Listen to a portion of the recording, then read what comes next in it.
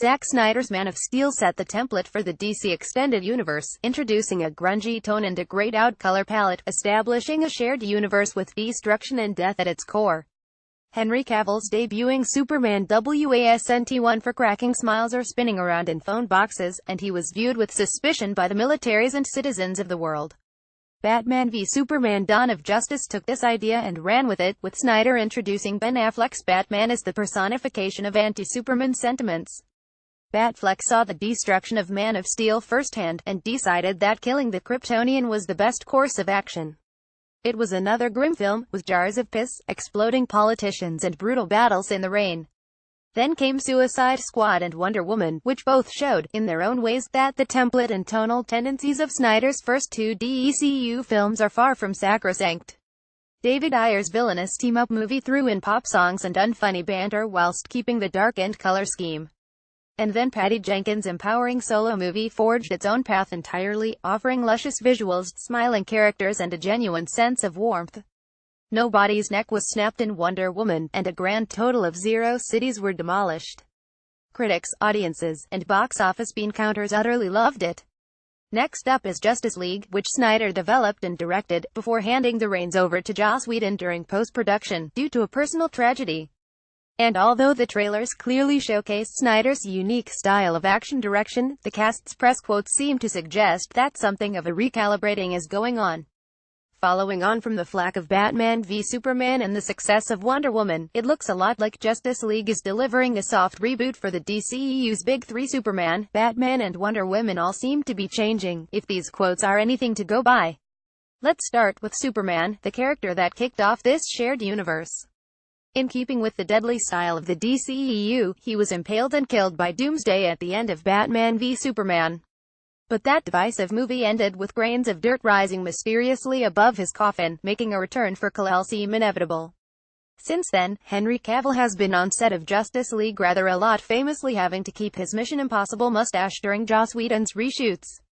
And he was spotted, in Clark Kent mode in one of the film's trailers, appearing in what looks like a dream sequence for Amy Adams' Lois Lane. Surely, Cavill has shot an awful lot more than the trailers are currently letting on. Ahead of this return, in a new interview with The Rake, Cavill has confessed an interesting opinion. He said that the early days of the DCEU had made the right mistakes. There was a style they were going for, an attempt to be different and look at things from a slightly different perspective, which hasn't necessarily worked, he added, seemingly referring to the grim and gritty tone of those first two movies, Man of Steel and Batman v Superman. Although both of those films made money, neither of them made Avengers-level billion-plus money. And although both movies have their staunch supporters, neither of them earned universal acclaim. Those movies didn't fail, but they didn't exactly soar either. Yes, it has made money, but it has not been a critical success, Cavill candidly continued, talking about his journey so far with the DCEU. It hasn't given everyone that sensation which superheroes should give the viewer. I feel like now the right mistakes have been made and they haven't been pandered to, and we can start telling the stories in the way they need to be told. He added it is even better to come back from a mistake or stylistic error into the correct vein because it will make it seem that much stronger. Wonder Woman was the first step in the right direction. That's a very telling comment. After all, Wonder Woman was brightly colored, full of awe and wonder. It owed more of a debt to Christopher Reeve's Superman movies than the two Henry Cavill ones. Reading between the lines a little, it seems plausible that, when Cavill's Kal-El inevitably comes back during Justice League, he'll develop into a sunnier Superman, closer to the tone of Wonder Woman. Maybe that's the correct vein that Cavill referred to in his comments. The trailers for Justice League seem to suggest that Batman and the world at large have really missed the big blue Boy Scout since his death. So, perhaps, when he comes back, he won't be feared or hated anymore. Without that target on his back, perhaps Superman can lighten up a bit. A recalibration like that could make the prospect of further Henry Cavill Superman movies sound a lot more appealing. It's clear from the Justice League trailers that Ben Affleck's Bruce Wayne has cheered up a bit as well. He's playing well with others again, bantering with his fellow superheroes, and letting a fish dude ride on his Batmobile. This doesn't feel like the same Batman that wanted to murder Superman in his last big screen appearance. It doesn't feel like the Batman that threw a grenade into a crowded room, or ran over a guy's head, either. Again, story-wise, the powers that be could use the death of Superman as the catalyst for this change. Thanks to the Martha moment and the heroic sacrifice that followed, Gotham's Dark Knight came out of Batman v Superman with a newfound respect for the last son of Krypton.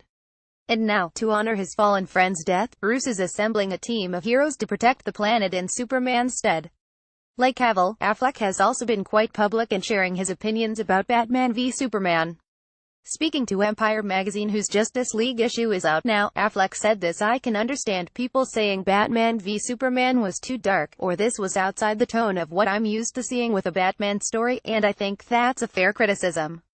But Affleck also explained, in that same Empire interview, that the altered Bruce of Justice League was always part of the plan. This was all scripted and set up before Batman v Superman came out. The approach was changed anyway for the second one. It was natural progression. According to Affleck, then, the idea of Bruce growing and developing and becoming less stern after Batman v Superman has been in DC's grand scheme for a while. In a short promotional video, Affleck summarized by saying, "In the new movie Justice League, we see the evolution of a new Batman. He's moved on from lone vigilante to recruiter and leader." Again, this is sounding a lot like a soft reboot for the character, or at least a hefty change in his personality. Arguably, Wonder Woman needs the least rebooting. Her solo movie is still fresh in the memory, a rip-roaring success centered on a likably innocent protagonist, with some top-notch action moments to boot. However, there are still elements of Batman v Superman, where Gal Gadot's Diana was first introduced, that don't sit well. The idea that Wonder Woman hid from mankind for years, and deliberately stayed out of the superhero game, seemed slightly odd. Gadot agrees with this sentiment. Speaking at a press event in China, she explained that, during the making of Batman v Superman, none of us knew exactly the backstory of Wonder Woman. But, for whatever reason, this idea that Diana avoiding helping mankind for so many years was written into the script. Gadot continued, "Once they decided to shoot the solo movie for Wonder Woman and we started to dig in to understand the core of this character, we realized that, actually, there is no way that Wonder Woman would ever give up on mankind. The reason why she left the island was because she wanted to make mankind's lives better and safer. They are her calling," Gadot added, referring to the central plot of Wonder Woman, which saw Diana leaving her home comforts to help Chris Pine's Steve Trevor win World War I for Britain and its allies. In closing, Gadot said this: "Sometimes in a creative process, you establish something that is not necessarily the right decision, but then you can always correct it and change it. So Wonder Woman will always be there, as far as she is concerned, for mankind." It's very refreshing, in the age of NDAs and studio secret-keeping, to hear all of these actors coming out and suggesting that Batman v Superman didn't do their characters justice. In Wonder Woman's case, her solo movie managed to do a lot of course correction, ending as it did on a modern-day Diana who is wearing her supersuit and leaping out into Paris in search of adventure.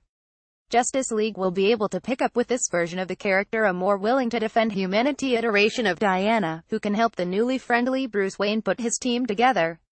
Justice League should be an interesting viewing experience, then.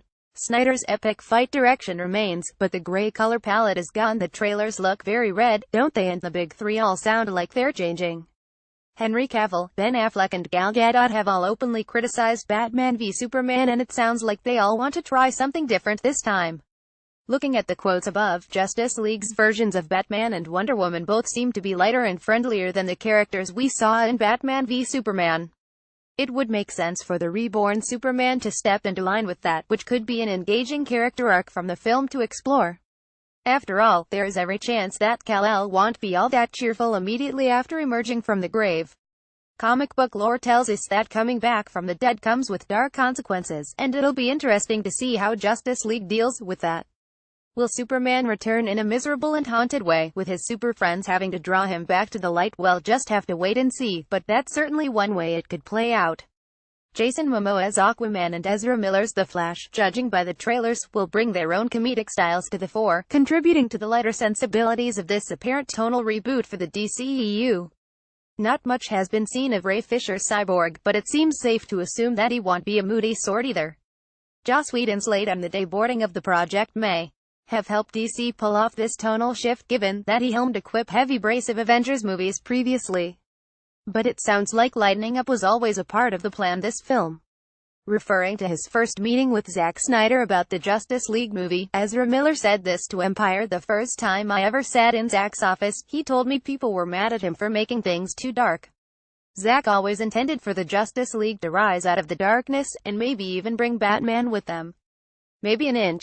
Will Snyder, Whedon and their impressive cast manage to sell this shift in tone? Will this soft reboot make the DCEU versions of Batman and Superman more widely loved? Will the film make Avengers level money, giving Warner Brothers the confidence to invest heavily in the future of the DCEU? Only time will tell, of course, but listening to fan feedback and changing course as a result is no bad place to start.